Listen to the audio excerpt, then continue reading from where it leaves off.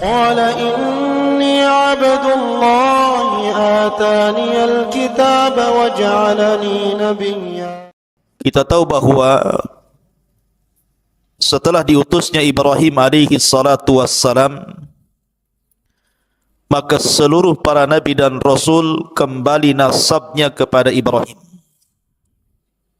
Tidak ada satupun nabi dan rasul setelah Ibrahim kecuali nasabnya sampai kepada Ibrahim. Dan ada nabi-nabi Arab, kemudian juga ada nabi-nabi Bani Israel. Adapun nabi-nabi Arab dimulai daripada Nabi Allah Hud alaihi salatu wassalam, kemudian Nabi Allah Saleh alaihi salatu wassalam, kemudian Nabi Allah Shu'aib, dan ditutup dengan kenabian dan kerasulan Muhammad sallallahu alaihi wasallam. Adapun nabi-nabi Bani Israel, maka jumlahnya ada fitnah yang lebih besar dibandingkan fitnah ini. Khuruju Dajjal, keluarnya Dajjal. Tidak ada fitnah yang lebih besar dibandingkan khurujud Dajjal. Makanya Nabi SAW mengatakan, kalau seandainya aku hidup dan Dajjal dimunculkan juga hari ini, aku yang akan membunuhnya. Tetapi kalau seandainya Dajjal itu keluar sementara aku sudah mati, maka kalian akan menghadapi Dajjal masing-masing. Kullu nafsin dha'iqatul maut. Maka setiap jiwa pasti mengalami kematian. Karena tidak ada yang bisa membunuh Dajjal kecuali seorang nabi.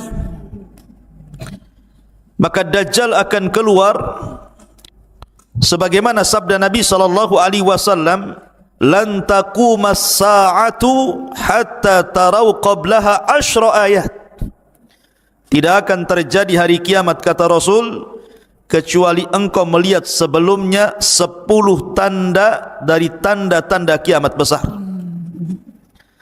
Kemudian Rasul menyebutkan yang pertama dukhan, munculnya asap tebal di langit. Yang kedua dabbah, binatang yang melata yang muncul dari perut bumi dan bisa bicara. Kemudian yang ketiga tulu'us syamsi min maghribiha, munculnya matahari dari arah barat. Kemudian yang keempat, kata Rasul, nuzulu Isa, turunnya Isa bin Maryam. Kemudian yang kelima, wa Ya'juj wa Ma'juj, keluarnya 2 kabilah besar, Ya'juj dan Ma'juj. Kemudian yang keenam, wa thalathatu khusuf, ada 3 gempa besar. Yang keenam gempa di arah timur, yang ketujuh gempa di arah barat, yang kedelapan gempa di Jazirah Arab. Kemudian kata Nabi SAW, dan yang terakhir manusia akan digiring oleh api dari Adan menuju Syam. Disitulah tempat berkumpulnya manusia. Ma'asyiral muslimin, di sini Nabi SAW menyebutkan nuzul Isa. Isa akan turun. Untuk apa Isa turun itu? Kenapa Isa turun di akhir zaman setelah diutusnya Nabi SAW? Apakah Isa akan mendakwahkan syariat Injilnya kepada manusia? Tidak. Tugas Isa turun bukan itu. Kata Nabi SAW, walladhi nafsi biyadi la yushikanna an yanzila fikum ibnu Maryam. Demi zat yang jiwaku berada di tangannya, hampir-hampir Isa akan turun kepada kalian. Kana hakiman adalan, dia akan menjadi hakim yang adil. Fayaksirus salib, akan mematahkan salib. Wa yaqtulul khinzir, akan membunuh babi. Wa yada'ul jizyata, dan akan mengambil upeti. Kemudian kata Nabi SAW, dan harta akan melimpah sampai-sampai sujud 1 kali jauh lebih baik dibandingkan dunia dan isinya, karena banyaknya manusia yang kaya. Kemudian Abu Hurairah radhiyallahu anhu mengatakan, in syi'tum, kalau kalian mau, bacalah ayat wa im min ahlil kitab illa la yu'minanna bihi qabla mautihi. Dan nanti di akhir zaman sebagian besar ahli kitab akan masuk ke dalam Islam berkat dakwah Isa sebelum kematian Isa bin Maryam. Maka Isa ada hubung kait dengan kaum muslimin, karena dia yang akan membantu perang melawan Dajjal.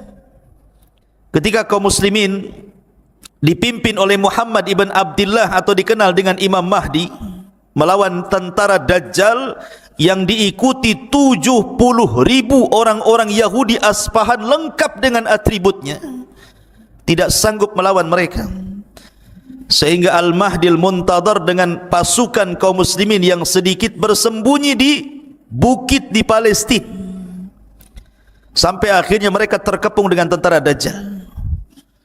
Akhirnya mereka mengalami kelaparan, sampai-sampai kepala sapi kalau seandainya ada jauh lebih baik dibandingkan dunia dan perhiasannya, saking kelaparannya. Akhirnya mereka mengatakan kepada Al-Mahdi, ya Imam, kalau kita tinggal di sini kita akan mati kelaparan, tapi kalau kita turun kita akan berperang melawan Dajjal, tentu kita akan dikalahkan. Tapi menurut kami mati syahid jauh lebih mulia dibandingkan mati kelaparan. Akhirnya kemudian tepat di waktu subuh, mereka sudah mempersiapkan pakaian-pakaian besi mereka, siap turun dari bukit itu melawan tentara Dajjal. Mereka sudah pasrah apapun yang terjadi. Tiba-tiba di waktu setelah azan, langit gelap, tiba-tiba terang, kemudian Isa turun diapit oleh 2 malaikat. Kemudian turun di tengah-tengah pasukan itu, awalnya di Menara Putih sebelah timur Damaskus. Kemudian menjumpai para tentara yang sedang bersembunyi di bukit bertepatan dengan salat subuh. Karena Imam Mahdi sudah tahu ciri-cirinya sebagaimana sabda Nabi sallallahu alaihi wasallam, maka kaum muslimin tahu itu adalah Isa bin Maryam. Maka Imam Mahdi mengatakan, taqaddam ya Ruhallah, silahkan kau jadi imam solat kami wahai Isa bin Maryam. Tapi Isa menolaknya dan mengatakan, setiap kaum ada pemimpinnya, engkaulah yang maju jadi imam. Maka Imam Mahdi pun menjadi imam. Kemudian Isa solat di belakang Imam Mahdi mengikuti syariat Rasul sallallahu alaihi wasallam.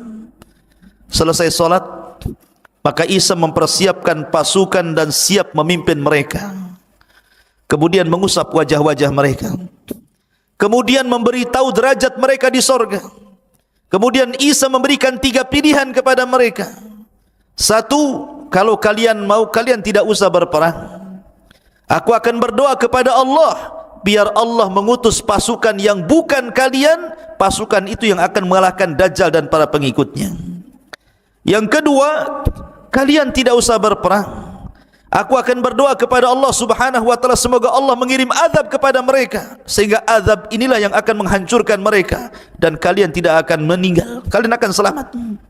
Dan yang ketiga, atau kalian siap perang, aku yang akan memimpin, aku yang akan memimpin kalian, dan aku akan berdoa pasukan Dajjal tidak sanggup untuk mengangkat pedang mereka.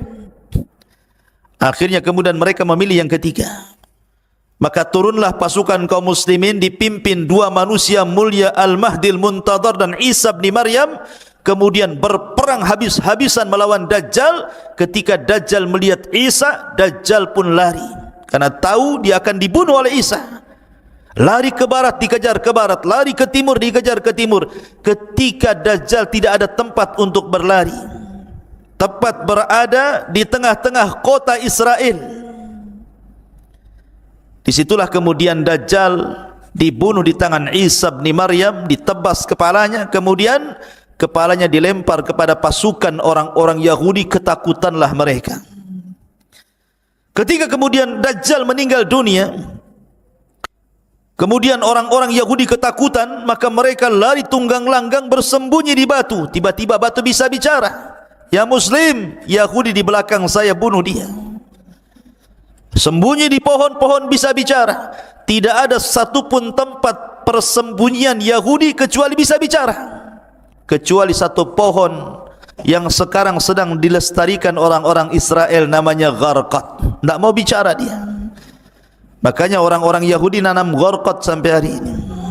Pohon gharqad, pohonnya orang-orang Yahudi, sejenis cemara begitu, tapi cemara bukan gharqad, ya. Ma'asyiral muslimin, ikhwan akhwat yang dimuliakan Allah Azza wa Jal, maka ketika Dajjal meninggal, Isa bin Maryam memimpin kaum muslimin, berhukum dengan keadilan, mematahkan salib, membunuh babi, kemudian bumi kembali berkah sebagaimana permulaan ciptaannya. Sampai-sampai pohon delima, satu buah delima itu 10 orang bisa masuk ke dalam cangkangnya. Kita bisa bayangkan berapalah buah delima itu besarnya, paling sekepal. Tapi di masa Isa bin Maryam, delima itu besar, sampai 10 orang bisa masuk ke dalam cangkangnya. Gimana isinya? Satu saja, satu butir antum sudah mencret, ya. Besar, karena menunjukkan bahwa di zaman itu kembali disuburkan Allah Azza wa Jalla. Dari sini menunjukkan ada hubung kait antara Isa dengan kaum muslimin. Bahkan di zaman Nabi SAW, Muqawqus itu raja Mesir, agamanya Nasrani. Ketika Nabi SAW mengirim surat kepada raja-raja untuk ditawari masuk Islam, salah satunya adalah Muqawqus, raja Mesir. Ya, memang raja Mesir tidak masuk Islam, tidak sebagaimana Najasyi, tetapi dia menyambut baik surat itu. Kemudian sebagai balasannya diberikan hadiah Nabi SAW seorang budak namanya Maria Al-Qibtiyah. Dari Maria Al-Qibtiyah, hadiah dari Muqawqus raja Mesir inilah, maka Nabi SAW memiliki putra namanya Ibrahim. Ada hubung kait. Bahkan ketika Nabi SAW mengutus para sahabat untuk hijrah pertama ke Habasyah, Ethiopia, rajanya namanya Ashama ibnu Afjur. Ashama ibnu Afjur itu raja Ethiopia, atau digelar dengan Najasyi, dilindungi oleh orang-orang Najasyi, sehingga ketika orang-orang Quraisy itu berusaha mengembalikan mereka, ditolaknya. Dan belakangan setelah kemudian berdebat dengan Ja'far bin Abi Thalib, orang-orang musyrik, kemudian ditengah-tengahi oleh Najasyi, dibacakan ayat-ayat Al-Quran, belakangan Najasyi masuk Islam. Padahal kaumnya tidak ada yang masuk Islam. Makanya ketika wafat Najasyi, Nabi SAW mensalat gaibkan beliau. Bahkan di zaman itu orang-orang Najran, Yaman, banyak yang beragama Nasrani, berbondong-bondong datang kepada Rasul, berdebat soal kenasranian, kemudian belakangan mereka masuk Islam. Jadi ada hubung kait antara kita dengan Isa dan juga umatnya Nasrani. Ma'asyiral muslimin yang dimuliakan Allah Azza wa Jalla, makanya wajar kalau Al-Quran itu secara komplit menjelaskan sejarah Isa sejak lahirnya, ibunya, siapa yang mengkafilnya, sampai di waktu dewasanya, sampai diangkatnya, betul-betul dijelaskan secara detail dalam Al-Quran, menunjukkan bahwa kita mengakui Isa bin Maryam, dia adalah agama bagi orang Nasrani, nabi bagi orang Nasrani, sebagaimana kita mengakui Musa adalah nabi bagi agama Yahudi. Tapi mereka tidak pernah mengakui nabi kita. Jahatnya mereka tidak pernah mengakui nabi kita. Makanya ketika Imam Al-Baqillani rahimahullahu ta'ala berdebat dengan seorang Nasrani dan mengatakan, kata Nasrani ini, ya Baqillani, kenapa agamamu fanatik sekali? Kata Imam Baqillani, kenapa emangnya? Kalian melarang menikahkan putri-putri kalian dengan kami orang Nasrani dan juga orang-orang Yahudi, sementara kalian membolehkan menikahkan laki-laki kalian dengan putri-putri kami. Kata Imam Baqillani, karena kami umat Islam bagi kalian dan mengaksa kepada Yahudi, tapi kalian Muhammad sallallahu alaihi wasallam kepada. Masuk pada kisah, siapa dia? Kita awali kisah ini. Di dalam Al-Quranul Karim ada satu surat namanya Al-Fatihah. Al itu Al-Imran, itu keluarga Imran. Penamaan Al-Imran itu Pertama, Allah Subhanahu wa taala berfirman, "Wa idz qalat imra'atu Imran." Dan ketika berkata istrinya Imran. Al-Imran 30. Yang ketiga, Allah astafa Adam. Pertama dalam surah 2 Al-Imran 35 dan Al-Imran 3 beradik. Bab dan Maryam, kakek daripada Isa bin Maryam. Ma'asyiral muslimin yang dimuliakan Allah Azza wa Jalla, baik, kita mulai kisah Israel, Bani Israel. Bani Israel itu terpecah menjadi dua kelompok di zaman itu. Ada Bani Israel yang saleh, taat dengan Allah, beribadah kepada Allah, mentauhidkan Allah, suci. Maka di situ yang memakmurkan Baitul Maqdis, itu pusat peribadatan orang-orang Nasrani. Disitulah Baitul Maqdis sang Imran. Keluarga Imran, ma'asyiral muslimin, Mansha Imran ibn Mansha ibn Daud, artinya masih keturunan ya. Hannah bintu Faqud. Allah takdir ketika Imran ini dan istrinya berjalan-jalan di padang pasir, kemudian beristirahat di bawah pohon, dia melihat akhirnya kepada Allah Subhanahu wa taala. Di antara nazarnya dia mengatakan sebagaimana, wa idz qalat imra'atu Imran fataqabbal minni innaka antas samiul alim. Dia mengatakan, ya Allah, kata istri Imran Hannah ini, aku bernazar kepadamu, kalau aku punya bayi, aku mengandung laki-laki Baitul Maqdis, dan aku wakafkan dia hidup di Baitul Maqdis. Itulah nazarnya istri. Tetapi Allah Subhanahu wa taala qalat rabbi inni wada'tuha untha. Tapi ketika melahirkan, karena di saat itu kan enggak ada laki-laki ke perempuan gitu ya. Tapi kalau banci tak ada, laki-laki perempuan saja. Ya. Kok dia bukan salah ketika di perutnya? Ya. Apa namanya, Hannah ini tidak tahu kalau isi perutnya itu bayi laki-laki. Apa alasannya? Satu, karena laki-laki lebih kuat tenaganya dibandingkan perempuan. Yang kedua, melakukan khidmat dibandingkan perempuan, karena perempuan kan ada waktu haidnya. Kemudian yang ketiga, laki-laki itu tidak ada aib, bisa berkumpul dengan siapapun. Sementara perempuan kan tidak, nanti takut digoda, memfitnah dan begitu seterusnya. Kemudian yang keempat, tidak ada tuduhan bagi laki-laki.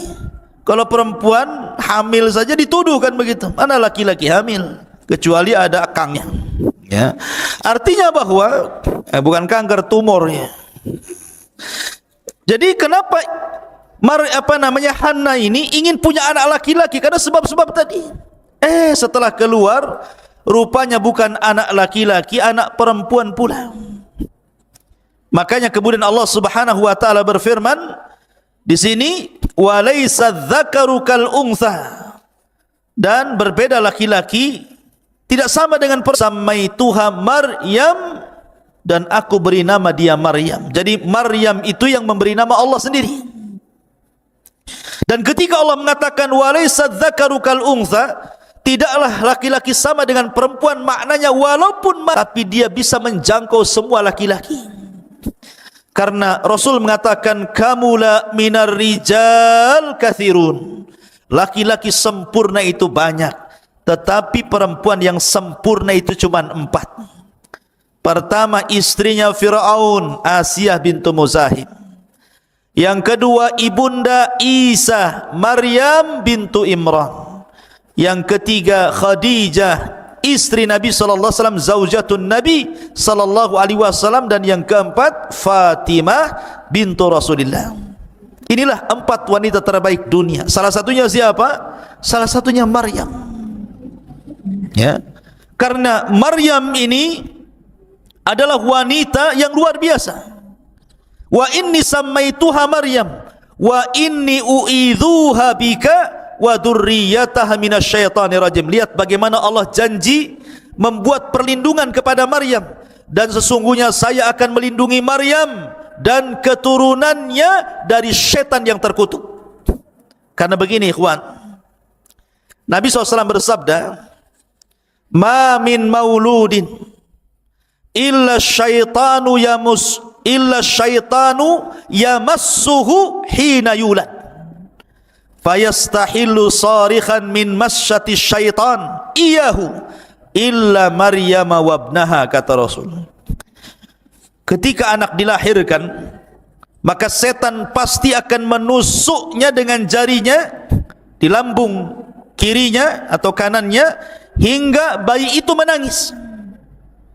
Kenapa? Makanya setiap bayi yang dilahirkan pasti menangis.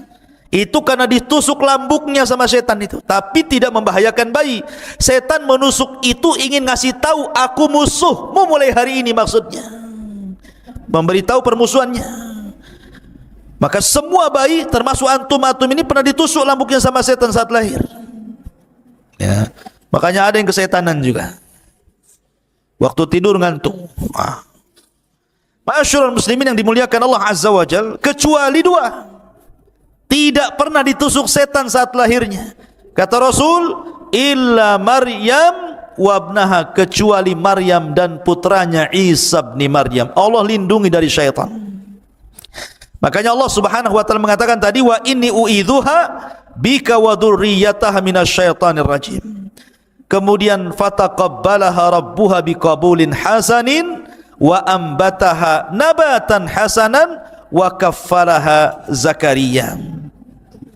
Maka Tuhannya menerima sebagai nazar dengan penerimaan yang baik dan mendidiknya dengan pendidikan yang baik, dan Allah menjadikan Zakaria sebagai pemelihara bagi Maryam bintu Imran. Jadi kisahnya seperti ini.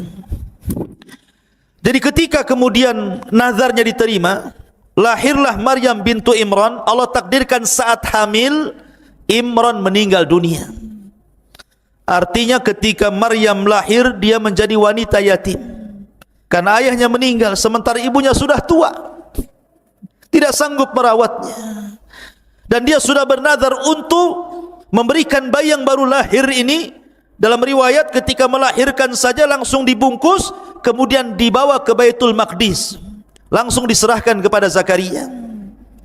Tetapi orang-orang di Baitul Maqdis, ahli ibadahnya, para ruhbannya tidak terima.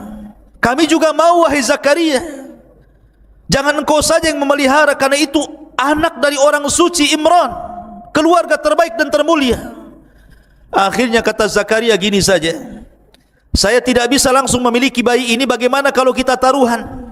Kumpulkan semua ruhban, semua padri-padri, semua pendeta-pendeta ahli ibadah, kita qur'ah, kita mengundi siapa yang berhak untuk mengkafil anak bayi Maryam ini. Akhirnya semua ubad pada datang dari mana-mana. Bagaimana caranya? Kata Zakaria, cara undian kita sepakati. Masing-masing kalian bawa pena, bawa pulpen, bawa patlot, ya. Kemudian masing-masing kalian berdiri di tepi sungai yang deras. Maka berjejerlah para rahib, para pendeta, para padri, orang-orang ahli ibadah itu berjejer semua di tepian sungai. Kata Zakaria, kalau seandainya kolam kalian dilempar ke sungai itu hanyut, berarti kalian kalah. Tapi kalau pena kalian dilempar justru dia melawan arus, maka kalian menang. Akhirnya semua pena dilempar ke sungai itu, ya hanyutlah. Gimana? Pena dilempar ke sungai hanyut. Ternyata cuma satu yang tidak hanyut, justru dia melawan arus jalannya, penanya Zakaria. Lah ketika itulah maka Zakaria menang undian, maka dia berhak untuk mengkafil Maryam. Maka Zakaria dan istrinya akhirnya pun mengkafil merawat Maryam sedari kecil. Betul-betul diletakkan di atas Baitul Maqdis, ruangan khusus di mihrab, tidak pernah keluar dari situ. Jadi betul-betul dirawat di situ saja sedari kecil sampai kemudian agak besar. Ketika umur 10 tahun ada peristiwa yang aneh. Ketika Zakaria kemudian masuk ke dalam mihrabnya, tiba-tiba kemudian di situ banyak makanan. Setiap hari ketika masuk ke mihrabnya banyak makanan. Makanan ini tidak tahu siapa yang ngantar, tiba-tiba ada saja di situ. Makanya disebutkan dalam Al-Quran, kullama dakhala 'alaiha Zakaria al-mihrab wajada indaha rizqa. Setiap Zakaria masuk ke dalam ruangan tempat ibadahnya Maryam, banyak makanan di situ. Anehnya lagi, makanan yang tidak ada di musim panas ada pula di musim panas. Makanan yang tidak ada di musim dingin ada pula di musim dingin. Artinya makanan yang belum ada musimnya sudah ada pula di situ. Zakaria ini kan juga diuji oleh Allah. Sudah lama menikah, istrinya mandul, tidak punya anak. Tapi ketika melihat peristiwa itu, Zakaria berfikir, kalau Allah sanggup mendatangkan makanan di musim dingin ada di musim panas, makanan di musim panas ada di musim dingin, masa Allah tidak bisa memberikan rizki anak kepadaku? Maka dia terus berdoa. Akhirnya istrinya Zakaria pun hamil, lahirlah Yahya ibn Zakaria. Itu nanti kisahnya. Tapi yang jelas bahwa Maryam kemudian tumbuh menjadi wanita ahli ibadah, ruku, sujud, tidak ada hari-hari kecuali beribadah kepada Allah subhanahu wa ta'ala sampai akhirnya Allah subhanahu wa ta'ala menguji Maryam. Betul-betul diuji oleh Allah subhanahu wa ta'ala, di mana Maryam ini ikhwatu fillah muliakan Allah azza wa jalla. Ada yang mengatakan ketika usianya belasan tahun, 13 lebih begitu, Maryam ini ingin keluar buang hajat. Memang begitu, ya. Jadi ada sebabnya. Kalau Allah menghendaki sesuatu kan, idza aradallahu syai'an ahya asbabah. Kalau Allah menghendaki sesuatu kan Allah harus hidupkan dulu sebabnya tuh. Maryam keluar untuk buang hajat, menjauhi Baitul Maqdis. Tiba-tiba kemudian di tengah jalan dia dihadang oleh laki-laki tampan sekali. Laki-laki yang sangat putih, bersih, tampan, tiba-tiba menghadang Maryam. Allah subhanahu wa ta'ala mengatakan, wadhkur fil kitabi Maryam idzin tabadat min ahliha makanan syarqiyah. Ceritakan wahai Muhammad kisah Maryam di dalam Al-Quran ketika dia mengasingkan diri dari keluarganya ke tempat sebelah timur dari Baitul Maqdis. Fattakhadat min dunihi hijaba fa arsalna ilaiha ruhana fatamatsala laha basharan sawiyya. Lalu dia memasang tabir melindunginya, pakai pakaian yang tebal, tidak kelihatan apapun kecuali matanya. Kata Allah, lalu kami utus ruh kami Jibril, kemudian disuruh untuk tasyakkul, menyerupai manusia yang sempurna, yang paling tampan. Tiba-tiba Jibril yang dalam bentuk manusia tampan itu menghadang Maryam. Lihat, Maryam tidak pernah melihat laki-laki di mihrabnya. Sekali diperlihatkan laki-laki tampan sekali. Kalau wanita di zaman sekarang langsung salaman, hai siapa namanya, jomblo atau apa gitu. Tapi Maryam wanita suci, dia mengatakan qala inni a'udzu birrahmani minka in kunta taqiyya. Maryam mengatakan, sungguh aku berlindung kepada Allah, jauhi aku jika engkau orang yang bertakwa. Dia menjaga kesuciannya. Bukan kayak wanita sekarang pegang handphone cari pula pertemanan. Si Alan, si Awam, siapa namanya ya. Alan pula ya. Sebut-sebut ya. Ngapain cari-cari teman di Facebook? Kayak beli kecoa dalam karung itu namanya ya. Ma'asyiral muslimin yang dimuliakan Allah azza wa jalla, maka Jibril mengatakan, qa innama ana rasulu rabbik li ahaba laki ghulaman zakiyya. Jibril pun berkata, sesungguhnya aku hanyalah utusan Allah untuk menyampaikan anugerah kepadamu wahai Maryam, seorang anak laki-laki yang kelak akan disucikan Allah. Subhanallah. Ada yang mengatakan Isa bin Maryam ini memiliki beberapa nama. Ada yang mengatakan Isa, ada yang mengatakan kalimah, ada yang mengatakan Ruhul Qudus itu ya. Ada yang mengatakan Al-Masih. Jadi Isa itu punya 4 nama. Isa, kalimah, Al-Masih, Ruh. Itu nama Isa. Kenapa disebut kalimah? Kenapa disebut Al-Masih? Kenapa disebut Ruh? Karena kalimat itu Isa diciptakan sama dengan Adam, kun fayakun. Kalimat kun fayakun, jadi maka jadilah. Karena proses manusia itu ada yang diciptakan Allah tanpa ayah dan bapa, Adam alaihi salatu wassalam. Ada yang diciptakan tanpa ibu, Hawa. Ada yang diciptakan tanpa bapa, Isa bin Maryam. Ada yang diciptakan ada ibu bapa, antum semua ini ada ibu bapaknya. Jadi proses manusia ada 4 kan? Dan Allah katakan inna mathala Isa kamathali Adam. Permisalan Isa itu sama dengan Adam. Kalau Isa dikatakan dengan sebab dia tidak punya bapa kemudian dituhankan, Adam lebih hebat lagi, tidak punya bapa, enggak punya ibu, kenapa pula tidak dituhankan? Harusnya lebih dituhankan. Hawa hebat lagi, tidak ada ibu, diambil dari tulang rusuk Adam, harusnya dia lebih dituhankan. Maka Isa bukan Tuhan, sama dengan Adam, sama dengan Hawa. Ya. Jibril meniupkan ruh ke jaibnya, ke pesaknya Maryam. Kemudian ruh itu mengalir sampai masuk di kemaluan Maryam, kemudian jadi anak.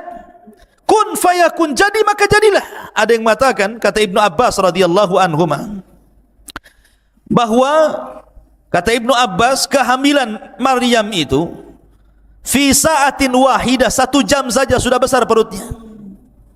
Kayak dipompa bagai balon tuh. Langsung besar, 1 jam saja sudah jadi anak tuh. Itu kata Ibnu Abbas. Ada riwayat yang seperti itu. Ada yang mengatakan Isa dalam kandungan Maryam itu 9 ashur, seperti pendapat Ibnu Katsir rahimahullahu taala, ya 9 bulan sama dengan bayi-bayi yang lainnya. Ada yang mengatakan 8 ashur, 8 bulan. Ada yang mengatakan 6 ashur, 6 bulan. Jadi ada yang mengatakan 1 jam, ada yang mengatakan 9 bulan, ada yang mengatakan 8 bulan, ada yang mengatakan 6 bulan, dan ada yang mengatakan 1 jam saja. Tetapi Ibnu Katsir merojehkan Maryam sama dengan wanita-wanita yang lainnya 9 bulan mengandung Isa bin Maryam. Ketika dia mengandung, ikhwan, tentu seorang wanita berfikir dia tidak pernah berhubungan dengan laki-laki, disentuh pun tidak, tiba-tiba hamil. Apa yang akan dikatakan kepada manusia, ini bayinya siapa? Tentu orang-orang yang akan mengatakan Maryam berzina. Sama dengan wanita di zaman sekarang ingin seperti Maryam, punya anak gak jelas bapaknya. Ya. Jadi Maryam mengatakan, dia mengatakan qalat anna yakunu li ghulamun wa lam yamsasni bashar wa lam aku baghiyah. Maryam berkata, bagaimana mungkin aku mempunyai anak laki padahal tidak pernah laki-laki menyentuhku dan aku bukan seorang pezina. Maka Allah katakan, qala kadzalika qala rabbuk huwa alayya hayyin wa linaj'alahu ayatan linnas wa rahmatan minna wa kana amran maqdiyya. Maka Jibril memberitahu, demikianlah Tuhanmu berfirman, hal itu mudah bagiku, dan agar kami menjadikannya suatu tanda kebesaran Allah bagi manusia dan sebagai rahmat dari kami, dan hal itu adalah sesuatu urusan yang sudah diputuskan. Memang begitu takdirnya wahai Maryam. Memang takdirnya seperti itu, harus hamil. Fahamalathu fantabadat bihi makanan qasiyya. Maka Maryam pun mengandung, lalu dia mengasingkan diri dengan kandungannya ke tempat yang sangat jauh. Maryam pun bersembunyi. Tapi ketika kemudian Maryam ini sudah membesar kandungannya, dia curhat kepada saudarinya, saudari daripada Maryam, istri daripada Zakaria alaihi salatu wassalam. Dia mengatakan pada istrinya Nabi Allah Zakaria, Bagaimana mungkin aku bisa hamil? Bagaimana mungkin aku bisa hamil? Sementara tidak ada satupun laki-laki yang menyentuhku. Maka kata istrinya Zakaria, masih saudarinya Maryam, dia mengatakan, inni ara ma fi batni yasjudu lima fi batni. Wahai Maryam, sama-sama hamil. Dia lahir nanti Yahya, sementara Maryam lahir Isa. Kata istrinya Zakaria, sesungguhnya bayi yang ada di perutku sujud kepada bayi yang ada di perutmu, katanya. Ini ta'zim. Di zaman dulu boleh sujud seperti ta'zim, tapi syariat Islam tidak boleh. Sampai-sampai akhirnya ada orang soleh, sangat soleh, namanya Yusuf An-Najjar. Itu orang soleh yang hidup di Baitul Maqdis. Dia mikir bagaimana Maryam bisa hamil. Dia takut kalau orang-orang kemudian menuduh Maryam dengan tuduhan macam-macam, sementara Maryam sudah dikenal wanita suci kala itu. Akhirnya kemudian kata Yusuf An-Najjar berdialog dengan siapa? Dengan Maryam. Kemudian mengatakan kepada Maryam bintu Imran rahimahullahu ta'ala, ya Maryam, inni sa'iluki an amrin fala ta'tajili alayya. Wahai Maryam, saya ingin bertanya kepadamu tentang perkara, sebuah urusan, jangan tergesa-gesa jawabnya. Fala ta'tajili alayya, jangan tergesa-gesa jawabannya. Qalat, kata Maryam, apa itu? Kata Yusuf An-Najjar, hal yakunu qad syajaratun min ghairi hab. Maryam, adakah ceritanya pohon tumbuh bukan dari bijinya, tahu-tahu tumbuh saja? Wa hal yakunu zar'un min ghairi badrin, apakah ada semacam padi atau yang lainnya tiba-tiba tumbuh tanpa biji? Wa hal yakunu waladun min ghairi ab, ataukah ada seseorang anak lahir tanpa bapak? Maryam paham dengan pertanyaan itu. Tapi Maryam cerdas dan mengatakan, adapun perkataanmu, apakah mungkin pohon tumbuh tanpa ada biji dulu, ataupun mungkin padi-padian tiba-tiba tumbuh tanpa ada benih? Maka Maryam mengatakan, bagaimana dahulu ketika Allah menciptakan pohon, apakah juga dari biji? Tentu tidak, kun fayakun. Adapun kemudian kalau seandainya kau mengatakan adakah anak kemudian lahir tanpa ayah, ya, Adam alaihi salatu wassalam lahir tanpa ayah, bahkan tanpa ibu. Hawa lahir tanpa ibu. Kalau seandainya aku mengandung tanpa ayah, ini keajaiban dunia. Apa salahnya?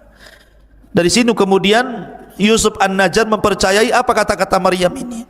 Kemudian berusaha untuk menutupi dari orang-orang dan menasihati agar Maryam saat kelahiran keluar dari Baitul Maqdis jangan ada yang tahu. Subhanallah. Ketika kandungan sudah membesar, tentu orang akan malu. Seorang wanita pasti malu. Padahal Maryam itu wanita suci, pasti akan dituduh juga, apalagi wanita di zaman sekarang kan.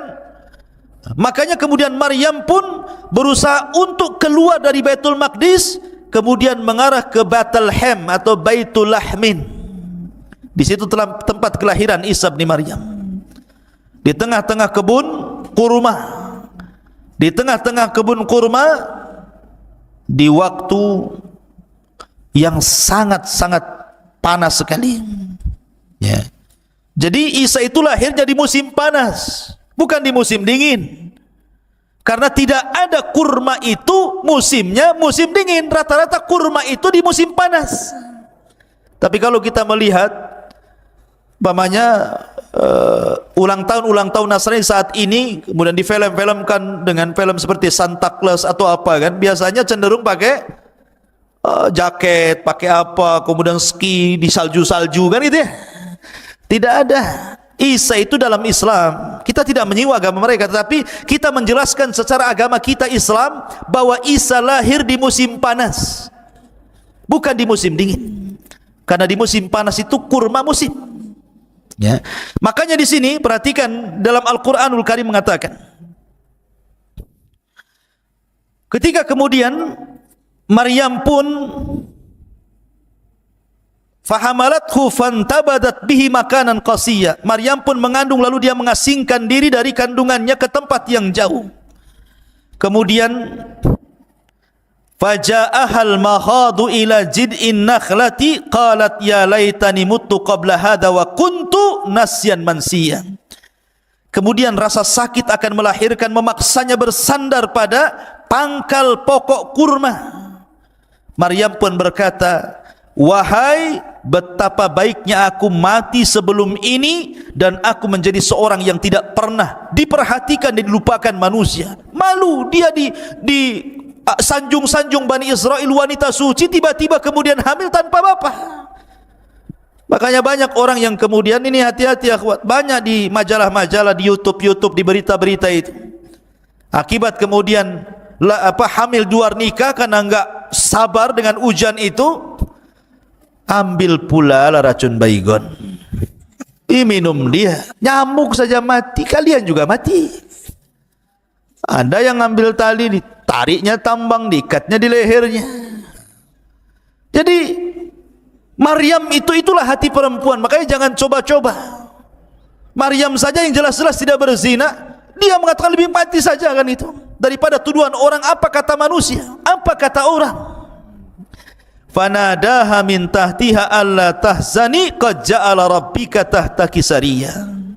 Maka Jibril berseru kepadanya dari tempat yang rendah, janganlah engkau bersedih hati wahai Maryam, sesungguhnya Tuhanmu telah menjadikan anak sungai di bawahmu.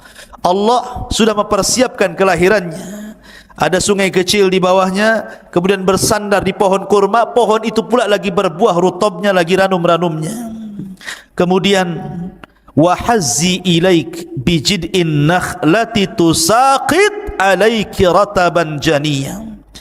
Wahai Maryam, goyangkanlah pohon kurma itu ke arahmu, niscaya pohon itu akan menggugurkan buah kurma yang masak kepadamu. Fakuli washrabi wa qarri ainan fa imma tarayinna minal bashari ahadan fakuli inni nadhartu lirrahmani sauman fala ukallimal yawma insiya. Makanlah Maryam, minumlah Maryam, bersenang hatilah wahai Maryam. Jika engkau melihat seseorang, maka katakanlah, sesungguhnya aku telah bernadar berpuasa untuk Tuhan yang Maha Pengasih, maka aku tidak akan bicara dengan siapapun pada hari ini. Lahirlah Isa bin Maryam, dimudahkan kelahirannya, tidak ada bidannya, lahir sendiri begitu. Ya, kalau wanita sekarang sibuk cari bidan, saat sibuk ke rumah sakit dikontrol, enggak, Allah mudahkan semuanya, enggak ada bidannya, lahir begitu saja. Tapi jangan kemudian dicoba-coba. Saya ingin kayak Maryam lahirnya lah. Sendiri saja. Gimana caranya? Siapa yang nari? Masyarul muslimin yang dimuliakan Allah Azza wa Jalla, harus ada bidannya, minimalnya dukun lahir, biar ada yang ngopeni bayinya.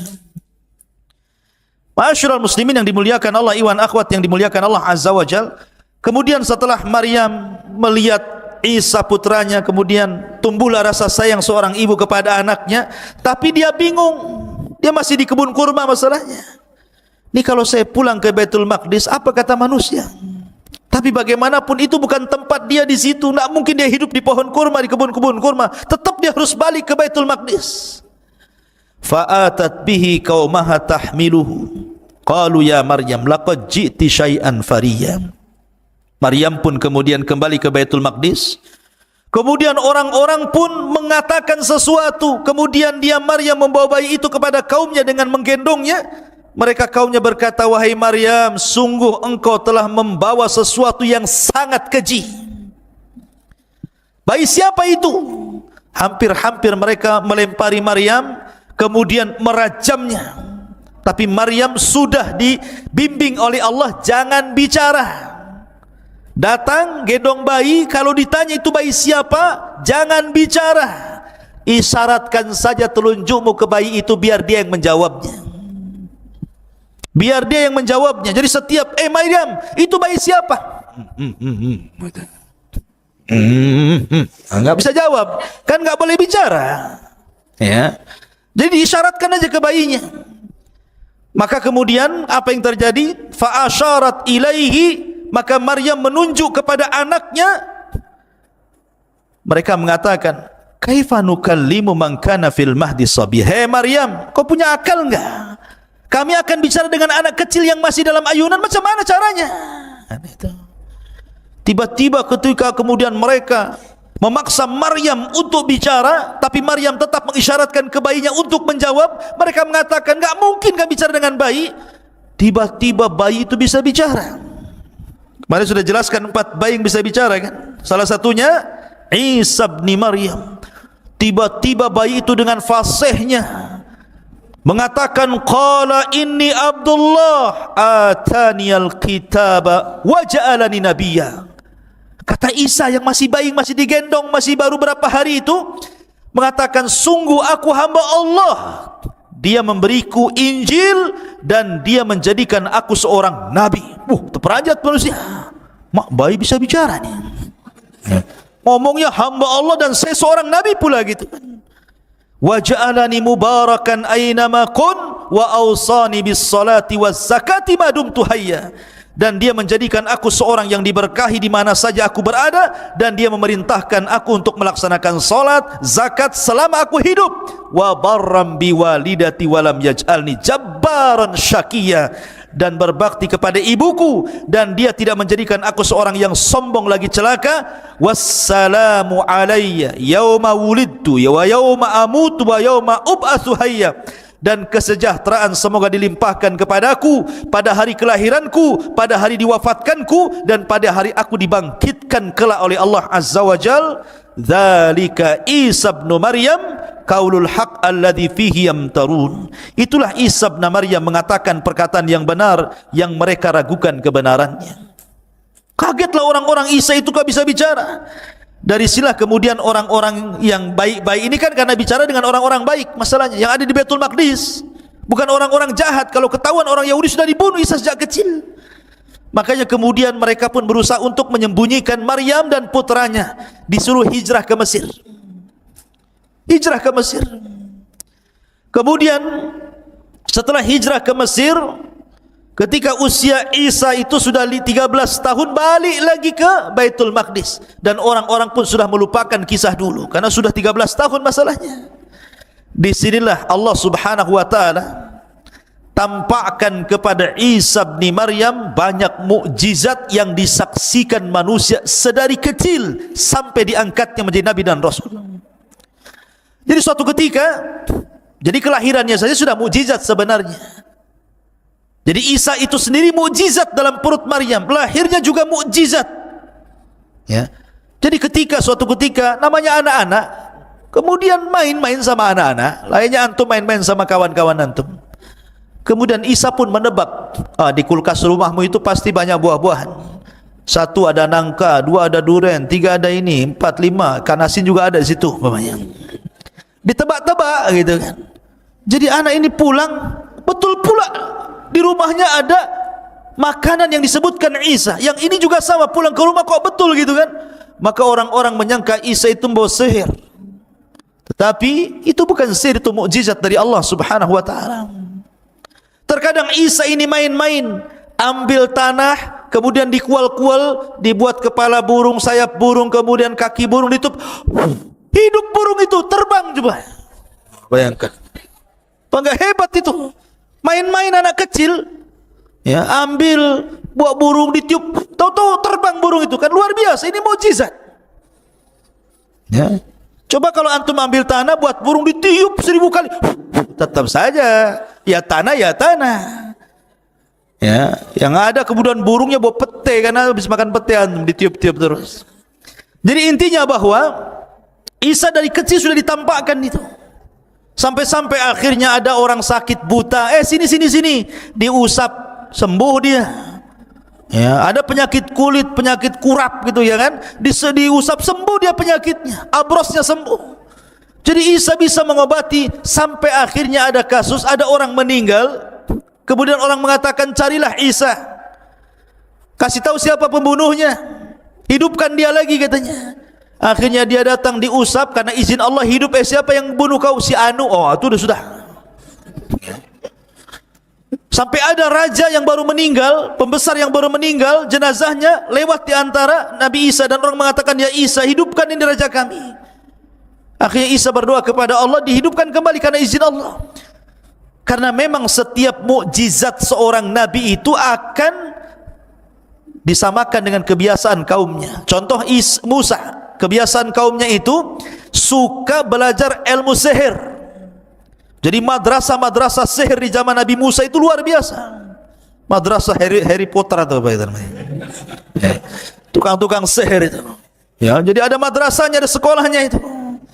Makanya kemudian Allah berikan kepada Musa mukjizat yang sama dengan mereka, tapi bukan sihir, lebih hebat dibandingkan tukang-tukang sihir.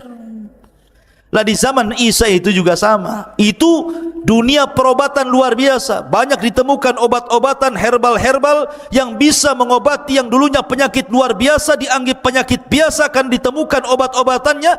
Maka Isa harus lebih daripada kemampuan perobatan kaumnya.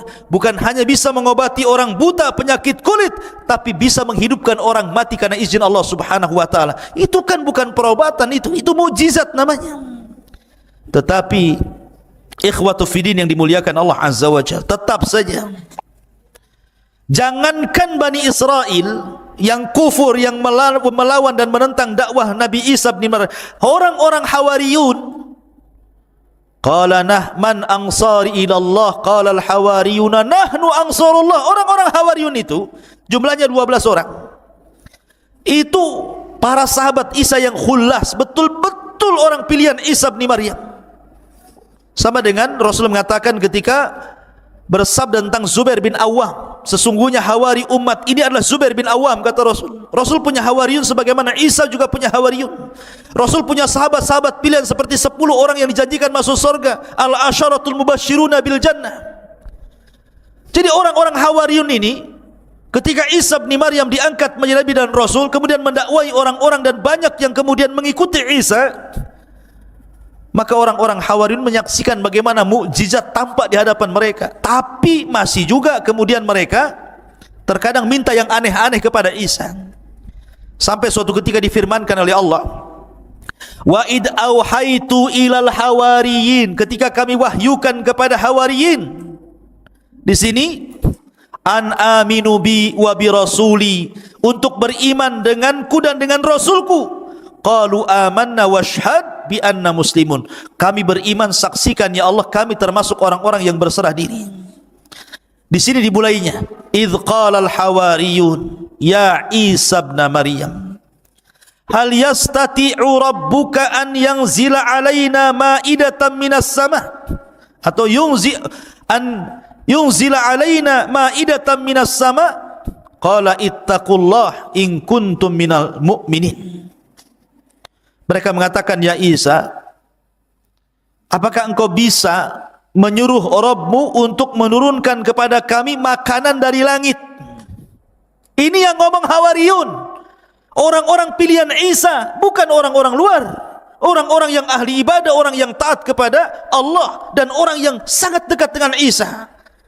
Mereka mulai bicara seperti umat sebelumnya, Bani Israel yang di zaman Nabi Musa yang suka degil itu. Mulai lagi dia muncul degilnya itu. Dia mengatakan, ya Isa, kami bukan tidak beriman kepadamu, tapi biar tenanglah hati kami. Kalau coba sekali-kali kau turunkanlah makanan itu, minta kepada Tuhanmu biar makanan itu dari langit saja turun. Sekali-kali kita pengen makan dari langit, bukan dari warung. Ya. Akhirnya kemudian qalu nuridu an na'kula minha, kami ingin makan darinya. Wa natma'innu qulubuna, agar kami tenang hatinya. Sampai kepada Isa kemudian mengatakan, qala Isa ibn Maryam Allahumma rabbuna anzil alaina ma'idatan minas sama nakunu lana idan li awwalina wa akhirina. Dalam riwayat Isa mengatakan, baik, tapi syaratnya kalian harus puasa 30 hari. Berpuasalah 30 hari mereka. Setelah puasa mereka lapar. Ya Isa, tolonglah datangkan makanan dari langit, kami sudah lapar ini. Maka Isa pun berdoa, ya Allah, turunkan kepada kami makanan dari langit, dan kami akan jadikan itu id bagi yang awal-awal dan akhir. Ini yang pertama dan terakhir, kata Isa. Warzuk wa anta khairur razikin, berikan rizki kepada kami dan engkau sebaik-baik pemberi rizki. Tapi apa kata Allah? Baik, inni munazziluha alaikum, saya akan turunkan makanan itu untuk kalian. Faman yakfur ba'du minkum fa inni u'adzibuhu adzaban la yu'adzibuhu ahadan minal alamin. Nanti siapapun yang kufur setelah ini, ku azab dia dengan azab yang tidak pernah dirasakan siapapun di alam semesta ini. Ketika mendengar itu ketakutan tuh Bani Israel. Tapi kadang mereka sudah minta dan akan dikabulkan. Ternyata kalau mereka sampai kufur setelah kejadian ini, setelah mereka makan makanan itu, akhirnya mereka dapat ancaman azab. Ketika betul-betul turun itu, banyak sekali itu makanan itu. Cukup untuk Bani Israel itu makan banyak sekali macam-macam makanan. Orang-orang Hawariyun yang meminta justru ketakutan makan. Kemudian melihat saja dari jauh. Sampai akhirnya datanglah manusia fuqara wal masakin dari mana-mana, akhirnya menyerbu makanan itu, kemudian barulah mereka ikut makan. Subhanallah, setelah makan rupanya makanan itu obat. Yang stroke jadi waras, yang asam urat hilang asam uratnya, yang kolesterol hilang kolesterolnya, yang pincang jadi tegak jalannya. Pokoknya jadi obat semuanya. Nah, kalau yang bodoh ya tetap bodoh lah, harus belajar. Takkan makan jadi pintar, ya kan? Kalau bodoh-bodoh saja, kecuali belajar. Ya. Masyarul muslimin yang dimuliakan Allah Azza wa Jal, akhirnya kemudian setelah kejadian itu mereka tidak minta lagi. Peristiwa-peristiwa seperti ini timbullah hasad kepada orang-orang Romawi, karena ketika itu Palestina dikuasai oleh Romawi, oleh orang-orang Romawi. Dilaporkanlah kepada sang raja Romawi bahwa ada orang yang semakin hari semakin banyak pengikutnya, dikhawatirkan lama-lama banyak pengikutnya dan akan menumbangkan anda wahai sang raja. Wah, dikompor-kompori. Akhirnya sang raja pun emosi. Siapkan pasukan, tangkap orang itu yang buat gaduh itu, tangkap, maksudnya Isa bin Maryam. Maka dikirimlah banyak pasukan mencari Isa. Isa pun bersembunyi bersama 12 orang Hawariyun. Ada yang mengatakan bahwa yang membocorkan tempat persembunyian adalah salah satu dari Hawariyun itu sendiri. Lihat, luar biasa. Akhirnya kemudian ketika Isa sudah merasakan, Jibril sudah tahu bahwa tentara sudah tahu tempat persembunyiannya, mereka tidak mungkin bisa lari dari situ dan pasti akan dibunuh. Isa pun berpesan kepada Hawariyunnya. Apa pesan Isa bin Maryam? Kata Isa kepada Hawariyunnya, wahai Hawariyun, man arada minkum an yakuna aqrabu minni fil jannah yulqa alaihi syabahi wa yujadu makani wa yu'khadu makani fayuqtal fayakunu rafiqi fil jannah. Kata Isa, siapa di antara kalian yang ingin kedudukannya dekat denganku di sorga, maka Allah akan samakan wajahnya dengan wajahku, maka dia akan menduduki tempatku, kemudian akan dibunuh, maka dia akan menjadi temanku di sorga. Siapa di antara kalian? Tidak ada yang mau, karena jelas mau dibunuh masalahnya. 12 orang ini. Tiba-tiba yang paling kecil usianya bangkit, saya wahai Isa, katanya. Isa enggak mau yang paling kecil, diulang lagi kalimat itu. Tetap dia lagi. Baik, karena kau sudah memilih hal itu, maka aku akan berdoa kepada Allah, wajahmu agar mirip dengan wajahku. Maka Allah subhanahu Isa pun mengusap wajahnya dengan izin Allah, miriplah wajahnya. Maka sebelum Isa naik ke langit, ditidurkan dan diangkat ke langit, maka Isa berpesan kepada yang masih setia itu, berdakwalah kau ke masing-masing daerah. Jangan satu daerah berpencar kemana-mana. Dakwahkan ajaranku kepada mereka. Tauhidkan manusia. Sembahlah Allah, jangan menyekutukan Allah macam-macam. Maka ketika kemudian orang-orang yang disuruh satu persatu lari, Isa tinggal sendiri dan orang yang diserupakan tadi, maka Isa pun Allah tidurkan. Setelah itu Allah subhanahu wa ta'ala angkat ke langit. Lah ketika Isa diangkat ke langit, maka pasukan datang menangkap orang yang diserupai itu, kemudian diarak, kemudian disalib, kemudian dibunuh. Kemudian orang-orang Yahudi mengatakan, qatalna Isa bin Maryam, kami sudah membunuh Isa bin Maryam. Maka Allah bantah, wa ma qataluhu wa ma sallabuhu walakin syubbiha lahu bal rafa'ahu Allahu ila sama, kata Allah. Isa tidak dibunuh, Isa tidak disalib, bahkan Isa diserupakan, bahkan Isa diangkat ke langit. dan nanti akan turun di akhir zaman untuk membunuh Dajjal, mematahkan salib, membunuh babi, berhukum dengan hukum keadilan, dan akan membalikan keberkahan di alam semesta sampai akhirnya Allah wafatkan Isa bin Maryam di akhir zaman.